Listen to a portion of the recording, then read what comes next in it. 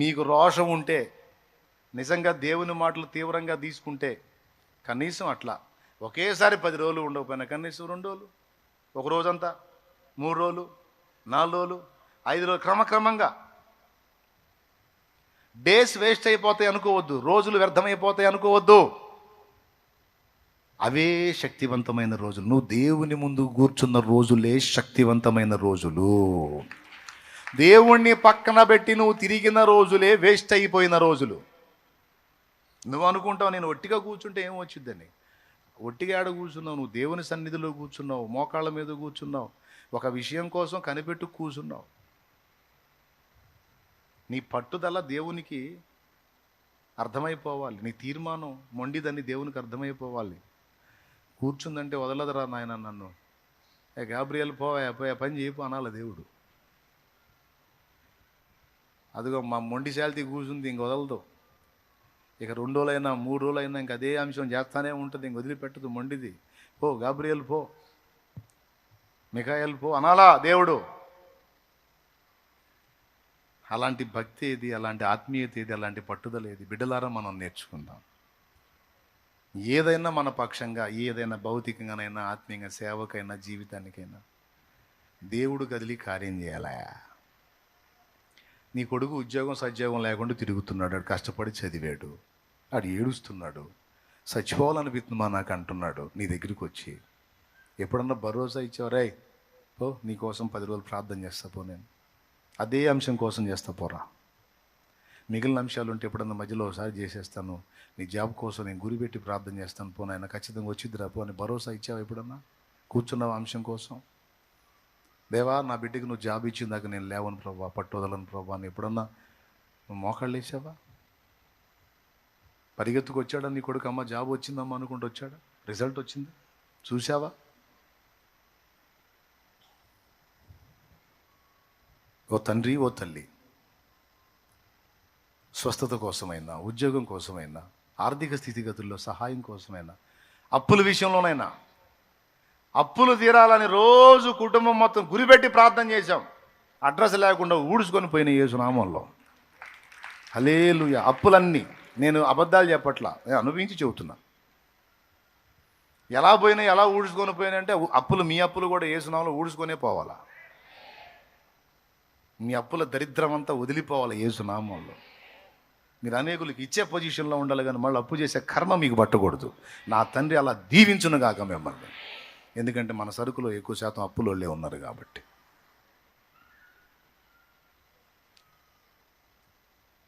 గురిపెట్టి ప్రార్థన చేయండి,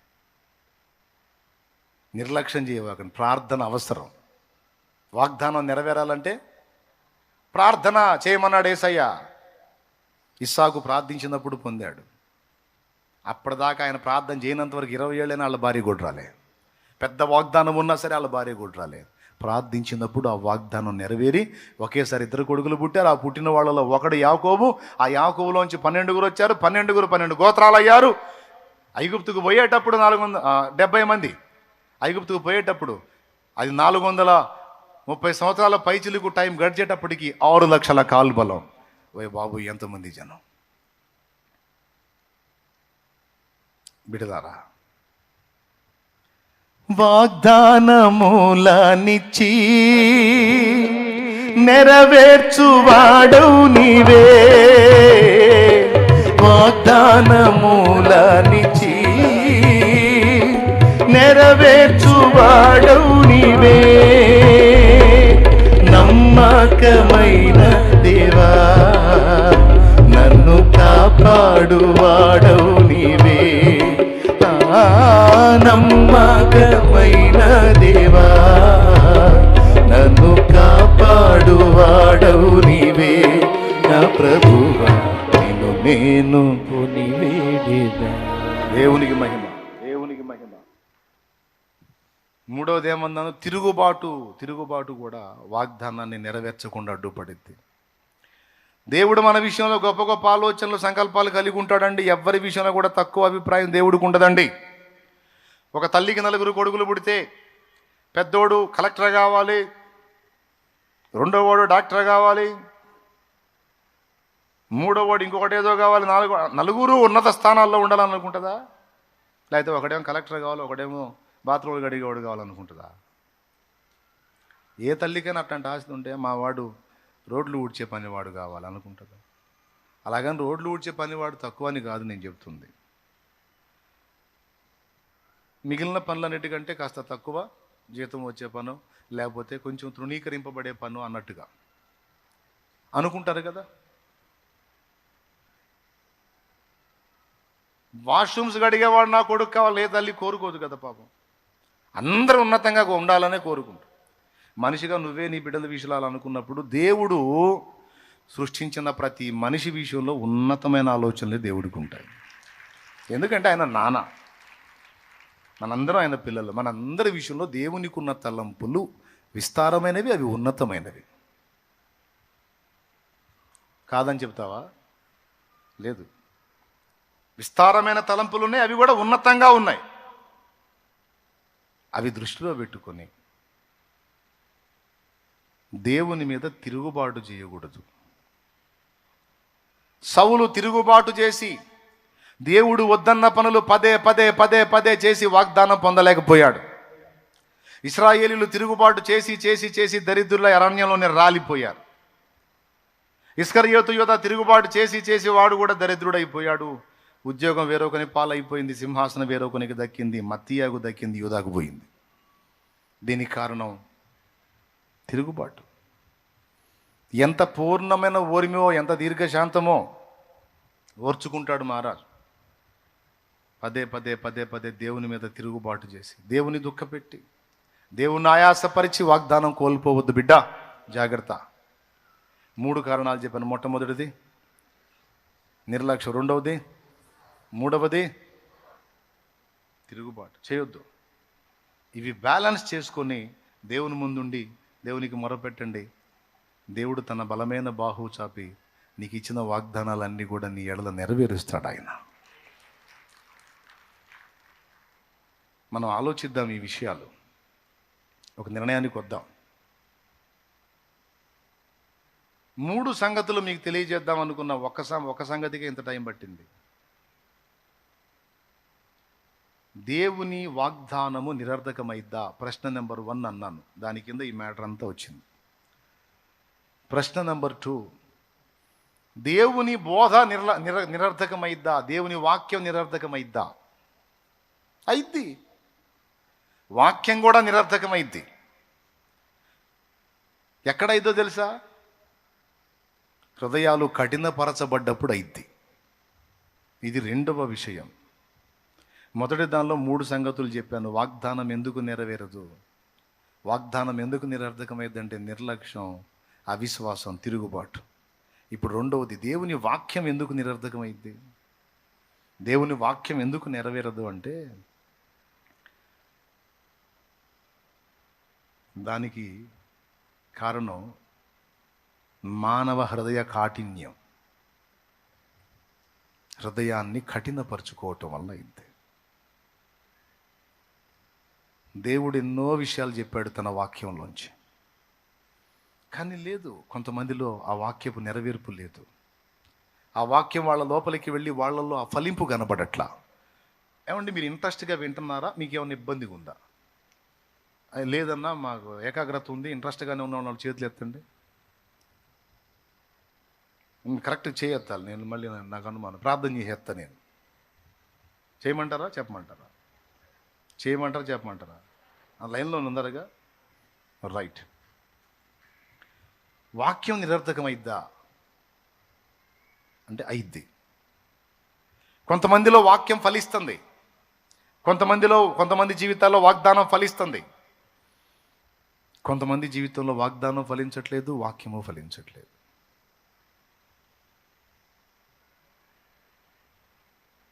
ఎందుకు వాక్యం ఫలించట్లేదు? ఫర్ ఎగ్జాంపుల్, వాక్యం ఫలించడం అంటే ఏంటి? వాగ్దానం ఫలించడం అంటే వాగ్దానం నెరవేరటం, మన ఎడల కార్యాలు జరగటం. అది ఈజీగా అర్థమైపోయింది. వాక్యం మనలో ఫలించడం అంటే ఏంటి అంటే, ఇప్పుడు వాక్యం ఏమని వస్తుంది? మారు మనసు పొందు, రక్షణ పొందు, పరిశుద్ధాత్మను పొందు, దేవుని కొరకు బ్రతుకు, దేవుని చిత్తం నెరవేర్చు, దేవుని రాజ్య నిర్మాణంలో పాలివాడవుగా అని ఇలాగా అనేక సంగతులు. ఇదిగో నీ క్యారెక్టర్ ఇలా కాపాడుకు, నీ విషయాలు ఇలా ఉంచుకో, నువ్వు ఇలా జాగ్రత్తగా ఉండాలి, అనేక విషయాలను గురించి మనకి వాక్యం ఉంది. బైబిల్ అంతా కూడా వాక్యం. ఈ వాక్యం కొంతమందిలో నెరవేరుతుంది, కొంతమందిలో నెరవేరట్లా.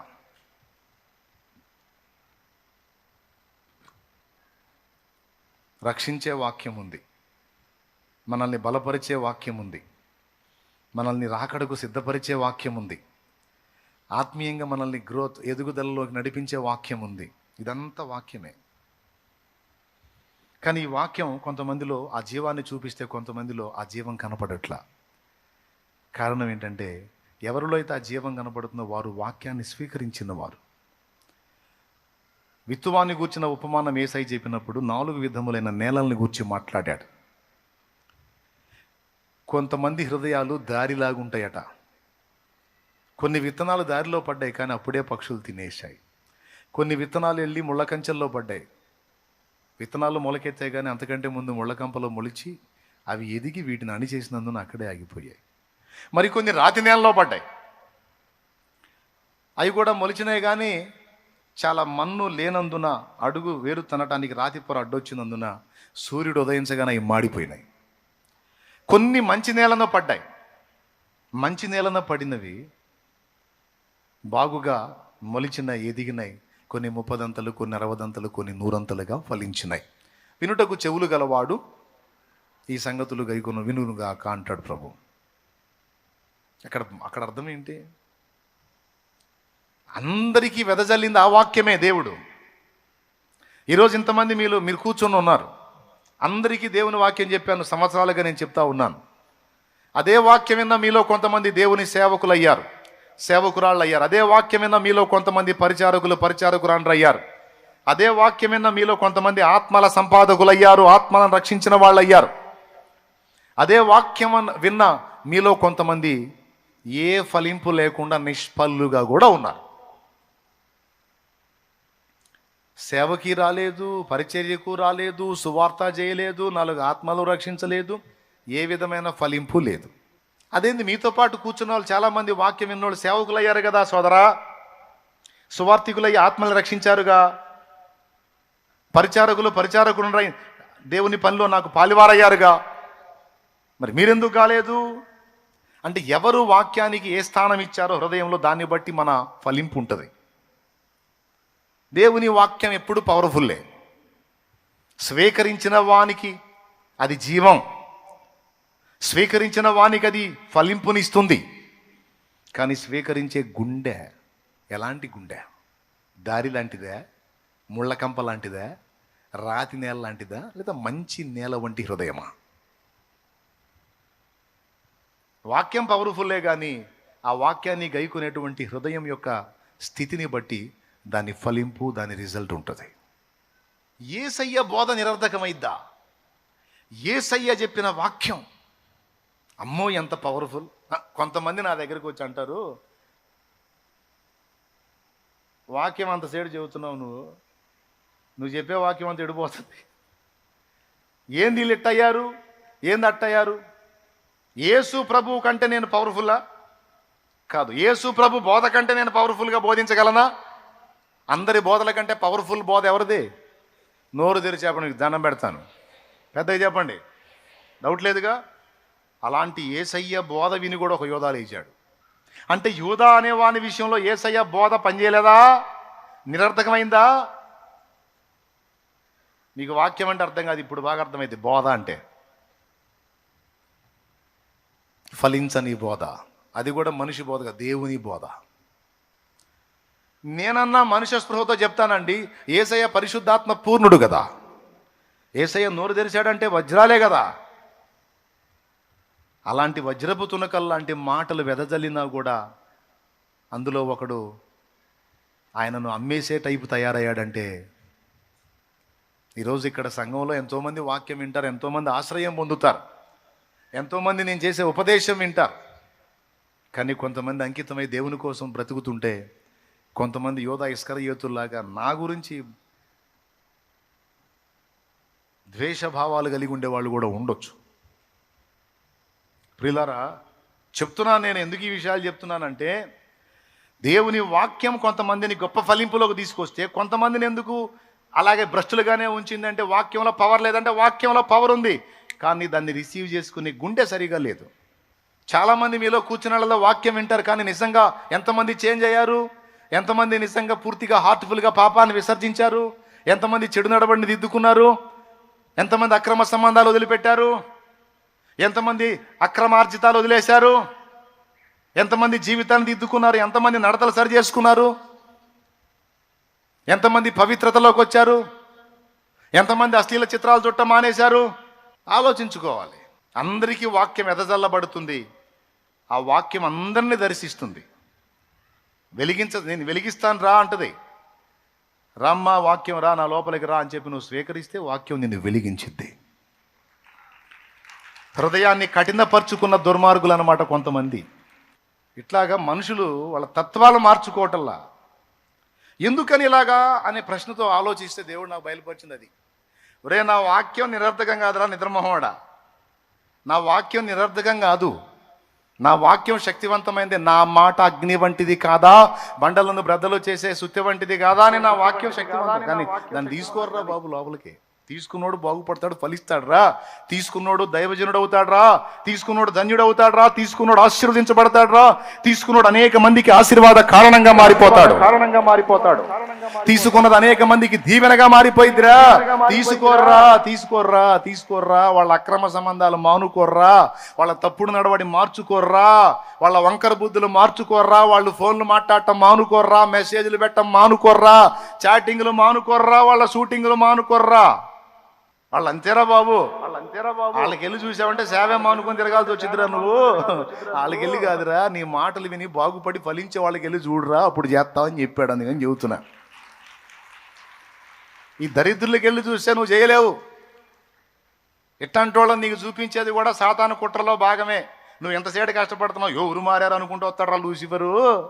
కాబట్టి ఆడు చూపించే చూడవాకురా, నేను చూపిస్తా. అదిగో నీ మాట విని మారిన జీవితాలు. ఇదిగో సేవకులు అయ్యారు, పరిచారకులు అయ్యారు, సువార్త చెబుతున్నారు. కాళ్ళు పోయిన ముసలమ్మ కూడా నువ్వు చెప్పిన ఉపదేశం వినేరా సువార్త ప్రకటిస్తుంది. ఒక పక్క అగ్ని లాంటి వ్యక్తులను తయారు చేస్తుంది ఆ వాక్యమే. ఒక పక్క ఇట్లాంటి పనికిమాలను బయటేస్తుంది కూడా ఆ వాక్యమే. కాబట్టి మీకు చెప్తున్న అలాంటి పరిస్థితుల్లో ఎవరైనా వాక్యాన్ని తీసుకోకుండా హృదయాన్ని కఠినపరుచుకుంటే జాగ్రత్త. మార్పు చెందండి. మీ పద్ధతులు నడవళ్ళు మార్చుకోండి. రూపాంతరం చెందండి. వాక్యాన్ని పోనీయండి లోపలికి. ఏ గుండెలోకి వెళ్ళిద్ది వాక్యం? మంచి నేల వంటి హృదయంలోకి వెళ్ళిద్ది వాక్యం. వాక్యం హృదయంలోకంటూ వెళ్ళిందా, ఫలింపు ఖాయం. మొలకెత్తటం ఖాయం, చెట్టు అవ్వడం ఖాయం, మంచి ఫలాలు రావటం ఖాయం. ఫలించెడి చెట్టు వలె ఉంటావు బిడ్డను. అలా నిన్ను తయారు చేసేది వాక్యం. ఆ వాక్యాన్ని యూదా పోనీలా. అగ్ని వంటి మాటలు యేసయ్య మాట్లాడుతుంటే ఆ మాటలు విన్న 11 మంది ప్రపంచాన్ని శాసించే అపోస్తలులైతే ఒకడేమో యేసునే అప్పజెప్పి అమ్ముకునే రకం తయారయ్యాడు. ఆ 11 మంది అనేక మంది చచ్చేవాళ్ళని బతికి తీయడే ఊరేసుకొని చచ్చాడు. ఏం మిగిలింది వాడికి? దెబ్బతిన్నాడు. వాడి ప్రాణం వాడే తీసుకున్నాడు. కాబట్టి బిడ్డ, వాక్యాన్ని లోపలికి పోనీయకపోతే మన నాశనాన్ని మనమే తెచ్చుకుంటాం. ఎవరికో నష్టం కాదమ్మా, మనకే నష్టం. అందుకే నిన్ను బాగు చేసే, బ్రతికించే, జీవింపజేసే, విలువనిచ్చే, గెలుపునిచ్చే వాక్యం. మానవాళి జ్ఞానమే వైభవమొసగే రత్నమే. మానవాళి జ్ఞానమే వైభవమొసగే రత్నమే. మార్గం చూపే దీపమే మది మంతలు మెచ్చడిదేనయ. వేద పుస్తకమా, వేద పుస్తకమా, వేద పుస్తకమా, వేనలేని నిధి నీవే. వేద పుస్తకమా, వేద పుస్తకమా, వేద పుస్తకమా, వేనలేని. దేవునికి స్తోత్రం, దేవునికి స్తోత్రం. హల్లెలూయా. వాక్యాన్ని ఏం చేయాలి? మంచి నేలవలే, రాతిలాగా, దారిలాగా, ముళ్ళ తుప్పల్లాగా మన హృదయాన్ని ఉండనీయకూడదు. అవి తొలగించుకోవాలి. మెత్తని మంచి నేల వలె మన హృదయాన్ని సిద్ధపరచుకోవాలి. మంచి హృదయంతో వాక్యాన్ని తీసుకోవాలి. తీసుకొని చూడండి, ఎంతమందికి దీవెనగా మీరు మారుతారో చూడండి, ఎంత ఆశీర్వాదకరంగా మీరు మారుతారో చూడండి. కొంతమందిని చూస్తూ ఉంటాను నేను, తీసుకోరు వాక్యాన్ని, మళ్ళీ కదిలితే వాక్యం మాట్లాడతారు కానీ వాక్యాన్ని తీసుకోరు. నేను చెప్తున్నా, అయ్యా నీ బుద్ధిని బట్టే నీ ఆశీర్వాదం ఉంటుందయ్యా, నీ బుద్ధిని బట్టే నీ అభివృద్ధి ఉంటుంది. నోరు మంచిదైతే ఊరు మంచిది అన్నట్టు నీ ప్రవర్తనను బట్టి నీ సేవ ఉంటుంది. సేవకులకి చెప్తాను, విశ్వాసులకి చెప్తాను. మనకు వచ్చే శ్రమల వెనక కేవలం మన పరీక్షే కాదు, మన పాపం కూడా ఉంటుంది. కాబట్టి ముందు అది వెతుక్కోవాలి. నాకు ఈ దెబ్బ తగులుతుందంటే, నాకు ఇలాంటి పరిస్థితి వచ్చిందంటే ఏ పాపాన్ని బట్టి వచ్చింది, ఎక్కడ తేడా పడ్డానో, ఇది నాకు శిక్షణగా వచ్చిందా, శిక్షగా వచ్చిందా పరిశీలించుకోవాలి. నాకు ఇలాంటి గతి ఎందుకు ప్రాప్తమైంది, ఏ బుద్ధిని బట్టి, ఎలాంటి నీచత్వాన్ని బట్టి.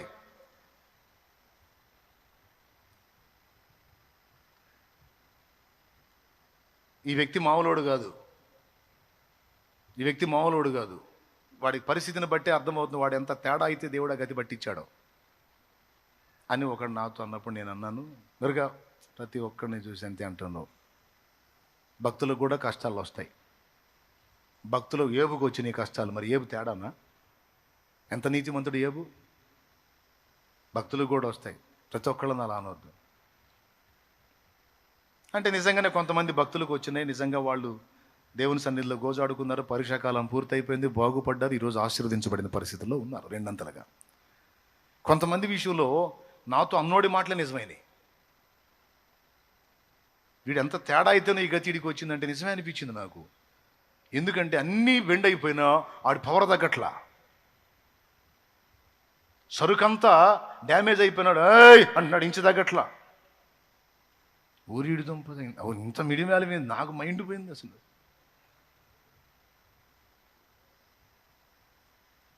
కొంతమంది మనుషులు అలా హృదయ కాఠిన్యాల ఆ టెంపర్ విరిగిపోవాలి కదా, విరిగిపోవాలి కదా. నడమంత్రం పనికిరాదు కదా, మిడివేళం పనికిరాదు కదా. ఆడవాళ్ళకి మగవాళ్ళకి అందరికీ చెప్తున్నా, మీరు దేవుని మాటలు వింటారు కాబట్టి చెబుతున్నాను, మిడివేళం ఎప్పుడు మంచిది కాదు, నడమంత్రం ఎప్పుడు మంచిది కాదు, తుంచిద్ది మనల్ని. దీన మనసు అంత గొప్పది లేదు. బాయ్ ఏ మనసు అది నా యేసయ్య చెప్పేది. పరీక్షించుకోరా, ఎందుకు ఈ గతి వచ్చిందో పరిశీలించుకో, ఎందుకు నాకు ఈ కర్మ పట్టింది పరిశీలించుకో. దేవుడు నిన్నే స్ట్రైట్గా టార్గెట్ చేసి మాట్లాడుతున్నప్పుడు సిగ్గు తెచ్చుకోరా, మార్చుకో, మారు మనసు పొందు. దేవా నేను తేడా పడ్డా, నన్ను క్షమించాయా, నీ విరిగిపోయా, దేవుని ముందు విరిగిపో, ఆ దరిద్రాన్ని వదిలిపెట్టు, ఇకనన్నా బుద్ధి మార్చుకో. చింత చచ్చింది, ఇంకా పులుపు చావాలి కదరా. నేను ఒక ఆయన చూశాను, మంచంలో ఉన్నాడు, కాలు చెయ్యి బెండై, ఆ పక్క కర్ర ఉంది, ఈ చెయ్యి ఇట్లా పోయింది, ఆ కాలు అట్టు పోయింది. భార్య ఏదో చెబుతుంది, చెబితే ఈ చెయ్యి ఇట్టు పెట్టుకుని నా కాలు అట్టు పెట్టుకొని అని కర్ర తీశాడు, ఆంచుని లాగాడు. ఊరే ఆ మిడివేళం వల్లే కదా గతి పట్టింది నీకు. ఒక చేతితో కర్రలాగి కొట్టబోతున్నావు ఆమెని, నీకు అన్నీ అవి చెయ్యాలా, ఆమె ఎత్తిపోయాలా, సమస్తం నీకు కార్యక్రమాలు అన్నీ చేయాలా, పొలానికి పోయి చాయగిరి చేసుకొచ్చి నువ్వు వేబే అంటే నువ్వు అంత అన్నం పెట్టాలా, నీకు అన్నీ చేయాలా. అంత చేసేదాన్ని ఏదో ఒక మాట చెప్పిందని కర్రలాగుతున్నావు అండి. మిడిమేళం ఏ మిడిమేళం అది? అన్నీ మన స్వాధీనంలో లేవమ్మా. కొన్నిసార్లు పరీక్షలను బట్టి కొన్ని సమస్యలు వస్తాయి, భక్తులకు కూడా వస్తాయి, కొన్నిసార్లు నడమంత్రాన్ని బట్టి వస్తాయి. అందరు నోరు తెరిచి చెప్పండి, అందరు మీరు చెప్పడా వస్తాయా? 38 సంవత్సరాల జబ్బోడికి అందువల్లే వచ్చిందంట, యేసయ్య చెప్పాడు, నాకు తెలియదు. ఇదిగో స్వస్థత పొందితివి, మరి ఎక్కువ కీడు నీకు కలగకుండాన్నట్లు ఇక నువ్వు పాపం చేయొద్దు. ఎవడికి ఏ జబ్బు వచ్చిందో తెలియదు, నాకేదో వచ్చిందో మీకేదో వచ్చిందో. వచ్చిన వాళ్ళని ఎగతాళి చేయట్లా, నేను వచ్చిన వాళ్ళని ఎగతాళి చేయట్లా. కొంతమంది భక్తి పరులకు వస్తాయి అలాంటి జబ్బులే. ఏబుకో రాలేదా జబ్బు? ఎంత అవమానకరమైన జబ్బు అంటే పాపం ఎవరి ముందైనా సరే ఇక అదే పనిలో ఉంటాడు ఆయన. ఎలర్జీ, చిల్ల పెంకుతో గీకినా ఆ బాధ తగ్గదు ఆయనకి. అంత అవమానకరమైన జబ్బు మరి భక్తుడికి వచ్చింది. భక్తులకు కూడా వస్తాయి. వచ్చిన వాళ్ళలా మిడిమాల పళ్ళు నడమంత్ర పళ్ళు అనుకోవద్దు. కానీ కొంతమందికి మాత్రం ఎందుకు వస్తాయి?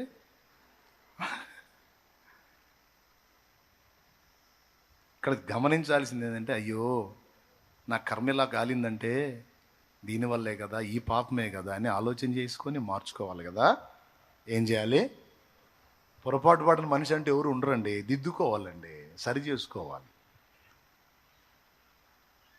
వాక్యాన్ని పోనీయాలి లోపలికి, అప్పుడు సార్థకమైద్ది. నేనెవ్వరో తెలిపి నాదో జీవితమే మార్చి, నేనెవ్వరో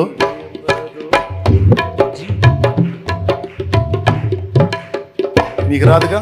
నేనెవ్వరో తెలిపి నాదో జీవితమే మార్చి, నేనెవ్వరో తెలిపి నాదో జీవితమే మార్చి, స్వర్గధామానికి నీవు సరైన మార్గం చూపగలవు. వేద పుస్తకమా, వేద పుస్తకమా, వేద పుస్తకమా, స్తోత్రం. లైవ్లో ఉన్న వాళ్ళు కూడా వినండి, జూమ్లో కనపడుతున్న వాళ్ళు వినండి. నడమంత్రం జాగ్రత్త, మిడిమేళం పటపట పటపట పళ్ళు కొరుగుతున్నావేమో, కొరగటానికి ఉండవు, రాలిపోతాయి. స్తోత్రం. ఒక్కొక్కడు అని కొరుగుతుంటాడు, ఇంక కొరగటానికి ఉండవు, దవడ దగ్గర నుంచి ఓడగొడుతుంటాడు ఒక్కొక్కటి. దేవునికి స్తోత్రం. మార్చుకుందాం. రెండే విషయాలు చెప్పా, మూడవది అయిపోయింది, ఇంకా అదే మూడవది. దేవునికి స్తోత్రం. మొట్టమొదటిది మీరు చెప్పండి, వాగ్దానము నిరర్థకమైద్దా? అయితే ఎందుకు అయిద్ది? అవునమ్మా, ఇది అవసరం అమ్మా చాలా. ఆ వాక్యం నిరర్థకమైద్దా? అయితే ఎవరి విషయంలో అయిద్దమ్మా? ఇదే ఉపదేశం కొంతమంది దైవజనుల్ని లేపితే ఈ ఉపదేశంలో ఉన్న వాళ్ళు కొంతమంది దొంగలు లేచారు. అందుకే మీ సెల్లులు జాగ్రత్త, మీ పిల్లలు జాగ్రత్త, మీ పలుసులు జాగ్రత్త, మీ డబ్బులు జాగ్రత్త. మీరు సెల్ ఫోన్ పక్కన పెట్టి భక్తి పారవశ్యంలో హల్లెలూయా అనుకుంటా లీనం అయ్యారనుకో, మళ్ళీ లేచిన తర్వాత ప్రభువా నా సెల్లి నాయనా అని మళ్ళీ ప్రార్థన చేయాల్సి వచ్చింది. ఎవడు ఎట్టున్నాడు అర్థం కావట్లా, ఎవడు నుంచాలో ఎవడిని పంపించాలో అర్థం కావట్లా. పొరపాటున చెడోడని మంచోడిని పంపిస్తే మళ్ళీ ఆయన కేసు రాస్తాడేమన్నది ఒక భయం. దేవునికి స్తోత్రం. అర్థం. ఇప్పుడు ఎవరు వద్దు పోండి అన్నా అనుకో, ఆయన చూస్తాడు, ఎరా మంచోళ్ళని కూడా నేర్పిస్తావా, పాపులతో పాటు నీతిమంతులను కూడా శిక్షిస్తావా అని మళ్ళీ ఆయన కేసు పెడతాడో వచ్చిన గొడవ. లాస్ట్ మాట అయిపోయిందన్నా కదా, అయిపోయింది అన్న దానిలోనే ఒక ముక్క, దేవుని శక్తి నిరర్థకమైద్దా? దేవుని శక్తి నిరర్థకమైద్దా? అయ్యిద్ది. పేతురు విషయంలో అయ్యింది, యేసు స్వజనుల విషయంలో అయ్యింది. కొంతమంది మీద చేతులుంచి వారిని స్వస్థపరచుట తప్ప మరి ఏ అద్భుతమును ఆయన అక్కడ చెయ్య జాలకపోయాను అని ఉంది. ఈ మూడు చెప్పాలనుకున్నానండి, అయిపోయింది. దేవునికి స్తోత్రం. మొట్టమొదటిది, దేవుని వాగ్దానము నిరర్థకమైద్దా? మిఖాయలో అయ్యిద్ది ప్రార్థన చేయకపోతే. స్తోత్రం. అయ్యిద్ది అనుమానం పెట్టుకుంటే, అయ్యిద్ది తిరుగుబాటు చేస్తే. దేవుడు ఒకటి చెబుతుంటే మనం ఒకటి చేస్తే ఖచ్చితంగా అయ్యిద్ది. వాగ్దానం నిరర్థకమైద్ది. వాగ్దానం నెరవేరాలంటే తిరుగుబాటు చేయకూడదు, అవిశ్వాసం చూపకూడదు అండ్ నిర్లక్ష్యంగా ఉండకూడదు. ఓకే. రెండవది, వాక్యము నిరర్థకం కాకూడదంటే మంచి నేల వలె వాక్యాన్ని హృదయంలోకి తీసుకోవాలి. యేసయ్య వాక్యం, యేసయ్య బోధ ఎంత శక్తివంతమైంది అయినా సరే ఆ బోధలో 11 మంది భక్తులు తేలితే ఒక దొంగోడు లేచాడు. ఒక పక్క యేసయ్య వాక్యం చెబుతుంటే ఆడుగోడు కూర్చొని వింటున్నాడు, వాళ్ళందరూ వచ్చి కానుకేస్తే ఈ సంచిలో సర్దుకుంటున్నాడు ఈడు. ఎందుకు వాళ్ళు అట్లా ఎందుకు భక్తులయ్యారు? మనుషులు ప్రపంచాన్ని ఉజ్జీవింపజేశారు, ఈడెందుకు ఇట్లా తయారయ్యాడంటే హృదయం. అది వాక్య లోపం కాదు, హృదయ లోపం. ఏం లోపం? హృదయం. హృదయం సరి చూసుకుంటే వాక్యం నీ లోనికి వెళుతుంది. వాక్యం హృదయంలోకి వెళ్ళిందంటే దాని ఫలింపు వేరే లెవెల్లో ఉంటుంది. దేవునికి స్తోత్రం కలుగును గాక. అందుకే వాక్యం మీద ఎన్ని పాటలో తీసుకోండి. దేవుని వాక్యాన్ని హృదయంలోకి తీసుకొని ఎంత చేంజ్ వచ్చిందో మీలో చూసుకోండి. మిమ్మల్ని మీరు చూసుకోండి, నన్ను నేను చూసుకుంటా. కొన్నిసార్లు మనం పొందే శ్రమలు మన హృదయ కాఠిన్యాన్ని బట్టి కూడా వస్తాయి, మన మూర్ఖత్వాన్ని బట్టి కూడా వస్తాయి, మన పిచ్చితనాన్ని బట్టి కూడా వస్తాయి, మన నడమంతరాన్ని బట్టి కూడా వస్తాయి. చూసుకోవాలి. నాకు ఎవడు చెప్తాడులే, నాకు ఎదురేముందిలే అనుకుంటా పోతే మనుషులు ఎవడు చెప్పలేకపోవచ్చు, కానీ పైన ఒకడు ఉన్నాడు, సుప్రీం ఉన్నాడు పైన. ఆయన తీస్తాడు జాయింట్లు. దేవునికి స్తోత్రం. భార్యగా తంతే పడిద్దిలని ఎగిరి తన్నాడు ప్రార్థన చేసేదాన్ని ఒక ఆమెని. ఎలక్షన్ డ్యూటీ వేస్తే పోయాడు, వాళ్ళు పోలీసు వాళ్ళు ఎమ్మడి పడ్డారు. సరిగ్గా చూసి కొట్టాడు, పట్టుడు కర్రతో ఎవడు కొట్టాడు మరి ఆయన కాలు మీద. ఏ కాలుతో దన్నాడు అదే కాలు కరెక్ట్ కొడితే 2 ముక్కలు ఇరిగింది. కట్టేసుకొని పండుకున్నాడు ఆసుపత్రిలో. చెప్తున్నానండి, నేను తంతే పడిద్ది లేని తంతావు నువ్వు. నిన్ను దన్నేవాడు ఒకడు ఉన్నాడని మర్చిపోవద్దు. దేవునికి స్తోత్రం కలుగును గాక. తొందరపడి అలాగ చేయొద్దు. నడమంతరం ఎప్పుడు మంచిది కాదు, విర్రవేగటం ఎప్పుడు మంచిది కాదు, మూర్ఖ చిత్తం ఎప్పుడు మంచిది కాదు. జాగ్రత్త పడతాం. హృదయంలోకి దేవుని మాటలు తీసుకొని సులువైనటువంటి హృదయం, మెత్తనైన హృదయం కలిగి ఆ దేవుని మాటగా హృదయం లోపరుచుకుందాం. ఆ తర్వాత ఫలింపు చూడండి మీరే. నువ్వు ఎంతగా దేవుని మాటకు లోబడతా ఉంటావో దేవుడు అంత ఎక్కువగా నీతో మాట్లాడతాడు. నీకైనా అంతేగా, వినేవాళ్ళకి చెప్పబుద్ధి అయింది. కానీ నువ్వు ఒకటి చేతి ఇంకొకటి చేసేవాడికి 2, 3 చెబుతావు, 4వది వాడు అడిగినా చెప్పు. ఎందుకురా నువ్వు అడుగుతావు చెయ్యవు, నేను చెప్పడం నా వాగుడు దండగ ఎందుకు పోరంటావు. కాబట్టి మా దేవుడు కూడా అంతేమ్మా, నువ్వు ఎంత విధేయత చూపుతావో అంత మాట్లాడుతూ ఉంటాడు నీతో. లోబడమ్మా, లోబడయ్యా. దేవుడు ఇంకా దగ్గరగా మాట్లాడతాడు, చాలా విషయాలు నేర్పుతాడు, పిలిస్తే పలుకుతాడు. యేసయ్య ఉన్నవాడు, సజీవుడు. అయ్యా అంటే ఏమి నా కుమారుడా అంటాడు. లోబడండి. 2, 3వది దేవుని శక్తి ఎప్పుడూ నిరర్ధకం కాదు, కానీ కొంతమంది విషయంలో అయిద్ది. ఎవరి విషయంలో అంటే సందేహించే వారి విషయంలో. ఈయన మరియ కుమారుడు కాదా, వడ్లవాడు యోసేపు కొడుకు కాదా, ఏంది ఇతను చేసేది, ఈ జ్ఞానం ఈ పాండిత్యం ఇతనికి ఎక్కడి నుంచి వచ్చాను అని ఈ టైపులో ఆలోచిస్తున్నారు. కానీ అది చెప్తున్న దానిలో విషయం ఏంటో మనం తీసుకుందాంరా. అతను దేవుని సంబంధిగా కనపడుతున్నాడు కదా, అతడు కార్యం చేతులుంచితే కార్యం జరుగుతుంది కదా, మనం కూడా క్యూలో నిలబడి ఆ ఇచ్చే జీవాన్ని పొందుదాం అనుకున్నారా? ఆయన వెటకారాలు చేయడం సరిపోయింది. ప్రవక్త స్వదేశమందు తప్ప ఎక్కడ ఘనహీనుడు గాడని ఒక మాట చెప్పి వెళ్ళిపోయాడు. సావంటాం నీ సావని. నేను వాక్యం చెప్తున్నాను. దైవజనుడిగా మీ మీద చేతులు ఉంచినప్పుడు ప్రార్థన చేసుకుంటాను. దేవా, నేను బిడ్డల మీద చేతులు ఉంచినప్పుడు నీ శక్తి వాళ్ళకి సరఫరా అయ్యేటట్టు చెయ్యయ్యా అని నేను ప్రార్థన చేస్తా. నేను ఖచ్చితంగా ప్రార్థన చేసుకుంటాను బిడ్డలారా. తెలుసా మీకు ఎందుకు చేస్తాను తెలుసా?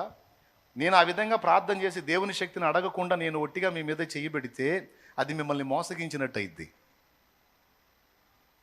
అర్థమైందా? అదే నేను దేవుని దగ్గర ఆ శక్తి అడిగి నేను మీ మీద చేయి ఉంచాను అనుకో, దేవుని శక్తి మీకు సరఫరా అయింది. ఎందుకంటే ఆ విషయం కోసం నేను ప్రార్థన చేశాను కాబట్టి. నేను దేవుని దగ్గర అది అడగకుండా వచ్చి మీ మీద చేతులు ఉంచితే అది ఒట్టి చేతులే. పాపం మీరేమనుకుంటారు, అన్న చేతులు ఉంచాడు దీవించాడు అనుకుంటా.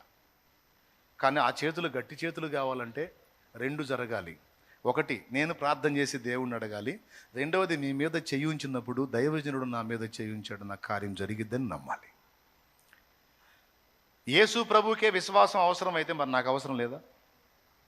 నేను ప్రార్థించినప్పుడు కూడా మీ బ్రతుకుల్లో కార్యాలు జరగాలంటే ఎవరు ఏ స్థాయిలో విశ్వసిస్తారో ఆ స్థాయిలో కార్యాలు చూస్తారు. క్యాన్సర్ ఉన్న బిడ్డను తీసుకొని వచ్చింది ఒక తల్లి. ధైర్యం చెప్పి చేతులుంచి ప్రార్థన చేశాను. ఎంత గట్టి విశ్వాసం అంటే మళ్ళా పోయి చెక్ చేయించుకుంటే రిపోర్ట్ నార్మల్ వచ్చింది. ఇదే చెయ్యి. కొంతమంది చేతుల నుంచి ప్రార్థించినప్పుడు మానవాతీతమైన అద్భుతాలు జరిగినాయి. అదే చెయ్యి కొంతమంది మీద ఉంచినప్పుడు కార్యాలు జరగల. దానికి 3 కారణాలు అయి ఉండొచ్చు. ఒకటి, దేవుని చిత్తములో వాళ్ళని డిసైడ్ చేసి ఉంటే దేవుడు దాన్ని మార్చలేం. రెండవది, నా నిర్లక్ష్యం కావచ్చు, నేను ప్రార్థనలు ఏమో కలిగి ఉండొచ్చు. లేదా మూడవది, వాళ్ళ అవిశ్వాసం కూడా కావచ్చు, సందేహం కావచ్చు. సందేహించువాడు గాలి చేత రేపబడి ఎగిరిపడు సముద్ర తరంగంను పోలి ఉండును. అట్టివాడు తన సమస్తమైన మార్గంలో ద్విమనస్కుడు గనుక, అస్థిరుడు గనుక ప్రభువు వలన తనకేమైనా దొరుకునని తలంచుకొనరాదు, జరగదన్నాడు. సందేహం దేవుని శక్తిని అడ్డగించేటువంటి ఒక సంగతి. సందేహించొద్దు, విశ్వసించు. దేవుణ్ణి విశ్వసించు. దేవుని ప్రతినిధిగా భూమి మీద నీకు అందుబాటులో దేవుడు పెట్టిన దైవజనుడు చేతులుంచినప్పుడు కూడా విశ్వసించు. ఖచ్చితంగా కార్యం జరిగింది. సందేహించిన వాళ్ళ జీవితంలో జరగదు. ఏముందిలే ఆయన అనుకోవచ్చు నువ్వు, అంతే, అంతవరకే పనిచేసింది. ఏముందిలే ఆయన అంటే ఏం లేదు. దేవుడు ఏర్పరచుకున్న పాత్ర ఆయన చేయించితే నా జీవితంలో కార్యం జరిగింది అనుకుంటే జరిగింది. నీ విశ్వాసాన్ని బట్టే నీ కార్యం. ప్రవక్త స్వదేశమందు హితుడుగాడని ఎందుకన్నాడు తెలుసా? ఆయన వాళ్ళకి అందుబాటులో ఉంటాడు కదా, తేలిక. అట్లా నేను కొంతమందికి అందుబాటులో ఉంటాను. ఒక్కొక్కడికి నా మీద తక్కువ అంచనా ఉంటుంది, తక్కువ అభిప్రాయం ఉంటుంది, తేలిక భావన ఉంటుంది. అందుకే వానికి ఆ కార్యం జరగదు. కొంతమందికి నేను అందుబాటులో ఉన్నా, దూరంలో ఉన్నా సరే, అన్న నా మీద చేతులుంచి ప్రార్థించడం ద్వారా, అన్న నా మీద చేతులుంచి తెచ్చాలి కార్యం జరిగిందని కొంతమంది గట్టిగా నమ్ముతారు. వాళ్ళకి ఆ కార్యం జరిగింది. కొంతమంది ఎక్కడో జూమ్లో ఉండి కూడా ప్రార్థనలు ఏకీభవిస్తారు. అన్న అక్కడుండి చేసినా చాలు, నేను దానిలో ఏకీభవిస్తా, కార్యం జరిగిద్దని. అలాగ సాక్ష్యాలు తీసుకొచ్చిన వాళ్ళు చాలామంది ఉన్నారు. వాళ్ళని నేను తాకాలేదు, ముట్టలేదు. ఎక్కడో జూమ్లో ఉండి వాళ్ళు ప్రార్థనలో ఏకీభవించారు, కన్నీరు గార్చారు, నాతో పాటు ప్రార్థించారు, వాళ్ళ జీవితంలో కార్యాలు జరిగినాయి, వాళ్ళ సాక్ష్యం తీసుకొని వచ్చారు. అలా బోల్డ్ అంతమంది ఉన్నారు. అదేంటి అట్లా జరిగింది? విశ్వాసం. ఒకరు అనుకున్నాడు ఆయన నన్ను ముడితే బాగుపడతానని, ఒక ఆమె అనుకుంది నేను ఆయన ముడితే, ఆయన వస్త్రాన్ని ముడితే బాగుపడతానని. ఇద్దరికి జరిగింది. ఆయన ముట్టినవాడు బాగుపడ్డాడు, ఆయన ముట్టినవాళ్ళు కొంతమందిని అయితే ముట్టను కూడా ముట్టల. మీరు వెళ్ళండి యాజకుడికి కనపరచుకుని అంటే జస్ట్ అలాగే వెళ్ళిపోయారు, స్వస్థత పొందారు. కాబట్టి విశ్వాసాన్ని అడ్డగించున్నది సందేహము. విశ్వాసం లేకపోతే దేవుని శక్తి ఎంత గొప్పదైనా పని చేయదు మన మీద. ఆ శక్తి మన మీద పని చేయాలంటే ఖచ్చితంగా విశ్వాసం మనకు అవసరమైంది, సందేహం మనకు ఉండకూడదు. కాబట్టి దేవుని బిడ్డలారా, 3 సంగతులు చెప్పాను. దేవుని వాగ్దానం నిరర్ధకమైద్దా? దేవుని వాక్యం నిరర్ధకమైద్దా? దేవుని శక్తి నిరర్ధకమైద్దా? అయితే ఎందుకు అయింది, ఎవరి విషయంలో అయింది అనే విషయాలు మీకు స్పష్టత ఇచ్చా. అలా మీకు కావద్దు అనుకుంటే దయచేసి నేను చెప్పిన హెచ్చరికలు తీసుకోండి. ఈ శుక్రవారం రోజు దేవుడు మనతో సుస్పష్టంగా మాట్లాడాడు. వాటిని మనం బ్యాలెన్స్ చేసుకుందాం, దిద్దుకుందాం, సరిచూసుకుందాం, సందేహాన్ని విసర్జిద్దాం, దేవుని శక్తిని అనుభవిద్దాం. కనిపెట్టుకొని ఒక అంశాన్ని గురిగలిగి ప్రార్థన చేద్దాం. ప్రార్థన చేసేటప్పుడు అప్పచెప్పబడిన అంశం కోసం ప్రార్థన చేయటం నేర్చుకుందాం. దేశాలన్నీ తిరిగి రావటం, అంశాలన్నీ తిరిగి రావటం కాదు. ఈ అంశం కోసం ప్రార్థన చేయంటే అంతవరకు చేసి ముగించాలి. కనిపెట్టుకొని ప్రార్థించేటప్పుడు కూడా వారు అన్నిటి కోసం చేయాల, పరిశుద్ధాత్మ కోసం చేశారు, 10 రోజుల్లో పొందారు. అలవాటు చేసుకుందాం, కలిసి మాట్లాడుకుందాం, ప్రార్థనలో గడుపుదాం, దేవుని కొరకు రేపబడదాం, అనేకుల్ని రేపుదాం. సేవకులారా మాట్లాడండి, తోటి వాళ్ళతో, మీ స్నేహితులతో మాట్లాడండి. కొద్ది రోజులు గడుపుదాం రండి, ప్రార్థనలో గడుపుదాం రండి, కాస్త పదును పెట్టుకుందాం రండి, దేవుని పాదాల దగ్గర శక్తి పొందుకుందాం రండి, పదునవుదాం రండి, దేవుని కొరకు ఫలించున్నట్లు అని బోధించుకుందాం, హెచ్చరిక చేసుకుందాం, పిలుచుకుందాం, సేవ చేద్దాం, దేవునితో కూడా గడుపుదాం, 2 సాధన చేద్దాం. ఎక్కడెక్కడి నుంచో దైవజనులు వచ్చి గడిపి వెళ్ళిపోతూ ఉన్నారు. చక్కగా వాళ్ళు ఉపయోగించుకుంటారు ఆ తోటని. ఎక్కడెక్కడి నుంచో దైవజనులు వచ్చి 3 రోజులు, 4 రోజులు, 5 రోజులు అట్లా ఉండి గడిపి వెళ్తున్నారు. దూరాలు, నెల్లూరు ఆ ప్రాంతం నుంచి కూడా వచ్చి గడిపిపోతున్నారు. ఇక్కడున్న వాళ్ళు మన వాళ్ళకి ఒళ్ళుగోరు, వరంగల్ నుంచి కూడా వచ్చారు. అక్కడ రకరకాల ప్రాంతాల నుంచి వస్తున్నారు, చాలా ప్రాంతాల నుంచి వస్తున్నారు. హాయిగా గడుపుకుంటున్నారు. వాళ్ళకి అన్ని సౌకర్యాలు ఉన్నాయి అందులో. దేవునికి స్తోత్రం కలుగును గాక. హల్లెలూయా. బిడ్డలారా, ఆలోచించండి.